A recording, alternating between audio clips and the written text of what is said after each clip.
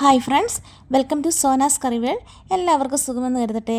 ഇന്ന് നമുക്ക് ചോറിൻ്റെയും ചപ്പാത്തിയുടെയും ഒക്കെ കൂടെ കഴിക്കാൻ പറ്റുന്ന നല്ല സൂപ്പർ ടേസ്റ്റുള്ള ഒരു പെപ്പർ ചിക്കൻ കറി എങ്ങനെയാണ് ഉണ്ടാക്കുന്നതെന്ന് നോക്കാം. ഇതിനു വേണ്ടി ഞാൻ 1 കിലോ ചിക്കൻ കഴുകി വൃത്തിയാക്കി വെള്ളമെല്ലാം കളഞ്ഞ് എടുത്തു വെച്ചിട്ടുണ്ട്. ഇനി നമുക്കിത് തയ്യാറാക്കാനായി ഒരു പാൻ അടുപ്പിൽ വെക്കാം. പാൻ ചൂടായി വരുമ്പോൾ അതിലോട്ട് വെളിച്ചെണ്ണ ഒഴിച്ചു കൊടുക്കാം. വെളിച്ചെണ്ണ ചൂടാകുമ്പോൾ കറിവേപ്പില ഇട്ട് കൊടുക്കാം. അതിൻ്റെ കൂടെ ജിഞ്ചർ ഗാർലിക് പേസ്റ്റും കൂടി ചേർത്ത് കൊടുക്കാം. എന്നിട്ട് ജസ്റ്റ് ഒന്ന് ഇളക്കി കൊടുക്കാം. ഇനി ഇതിലോട്ട് 1 ടേബിൾ സ്പൂൺ പൊടിച്ച കുരുമുളക് കൂടി ഇട്ട് കൊടുക്കാം. തരിതരിപ്പായി പൊടിച്ച കുരുമുളക് പൊടി മതി, ഒത്തിരി ഫൈനായി അരച്ചത് വേണ്ട കേട്ടോ. ഇനി ഇതിലോട്ട് 1/2 ടീസ്പൂൺ മഞ്ഞൾപ്പൊടിയും ആവശ്യത്തിന് ഉപ്പും കൂടെ ചേർത്ത് പച്ചമണം മാറുന്നത് വരെ ഒന്ന് ചെറുതായി ഇളക്കി കൊടുക്കാം. ഇപ്പോൾ ഇതിൻ്റെ പച്ചമണമെല്ലാം മാറി വന്നിട്ടുണ്ട്. ഇനി ഇതിലോട്ട് ചിക്കൻ ഇട്ട് കൊടുത്ത് ചിക്കനുമായി പൊടികളുമായി നല്ലോണം മിക്സ് ചെയ്തെടുക്കാം. ജസ്റ്റ് ഒന്ന് ഫ്രൈ ചെയ്തെടുക്കുക. ഒത്തിരി ഫ്രൈ ചെയ്തേണ്ട ആവശ്യമില്ല, ചെറുതായിട്ടൊന്ന് ഫ്രൈ ആക്കിയാൽ മതി. ജസ്റ്റ് വെള്ളമെല്ലാം ഒന്ന് പറ്റി ഇപ്പോൾ ഫ്രൈ ആയി വന്നിട്ടുണ്ട്. ഇനി ചിക്കൻ ആവശ്യമായ മസാലകൾ തയ്യാറാക്കാം. അതിനായി ഒരു പാൻ അടുപ്പിൽ വെച്ച് എണ്ണ ഒഴിക്കുക. എണ്ണ ചൂടാകുമ്പോൾ അതിലോട്ട് 5-6 കുരുമുളകും 1/4 ടീസ്പൂൺ പെരിഞ്ചീരകവും 2 ചെറിയ കറുവാപ്പട്ടയും 1 ഗ്രാമ്പൂവും 2 ഏലക്കായും ഇട്ട് കൊടുക്കാം. അതിൻ്റെ കൂടെ ജിഞ്ചർ ഗാർലിക് പേസ്റ്റും 5 പച്ചമുളക് കീറിയതും ഇട്ട് കൊടുത്ത് ഒന്ന് ഇളക്കി കൊടുക്കുക.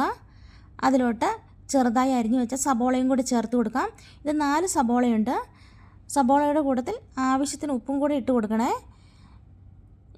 ഉപ്പും കൂടി ഇട്ട് നമ്മൾക്ക് ഇത് ഒന്ന് വഴറ്റിയെടുക്കാം. നല്ലതുപോലെ ഇളക്കി നമുക്ക് സബോള വഴറ്റിയെടുക്കാം.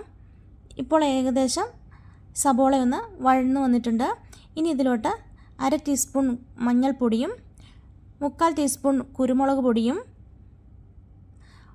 1/2 ടീസ്പൂൺ മല്ലിപ്പൊടിയും 1/2 ടീസ്പൂൺ ഗരം മസാല പൊടിയും കൂടെ ചേർത്ത് കൊടുത്ത് ഒന്ന് നല്ലതുപോലെ ഇളക്കി കൊടുക്കാം.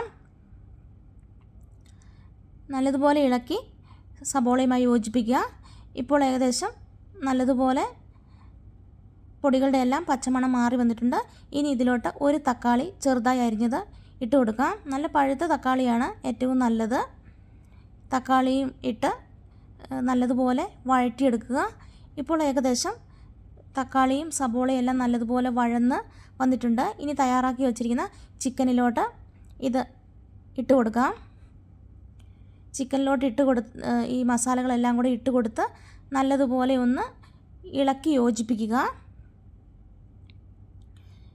ഇപ്പോൾ നല്ലതുപോലെ ഇളക്കി യോജിപ്പിച്ചിട്ടുണ്ട്. ഇനി ഇതിലോട്ട് ഒരു 1/2 കപ്പ് വെള്ളം കൂടെ ഒഴിച്ചു കൊടുക്കാം. മൂടി വെച്ച് ഒന്ന് തിളപ്പിക്കാം. ഉപ്പ് നോക്കി കുറച്ച് ഉപ്പും കൂടി ഇട്ട് കൊടുക്കണേ. ഉപ്പ് കുറവാണെങ്കിൽ ആവശ്യത്തിന് ഉപ്പും കൂടി ഇട്ട് കൊടുക്കണേ. ഇപ്പം ഏകദേശം കുറുകി വന്നിട്ടുണ്ട്.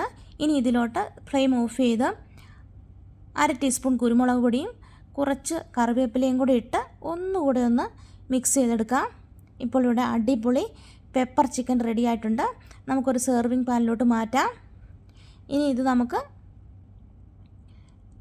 ചപ്പാത്തിയുടെ കൂടെയോ ചോറിൻ്റെ കൂടെയോ കപ്പയുടെ കൂടെയോ എന്തിൻ്റെ കൂടെ വേണമെങ്കിലും കഴിക്കാവുന്നതാണ്. എല്ലാവരും ഒന്ന് തയ്യാറാക്കി നോക്കി കമൻ്റ് അറിയിക്കണം.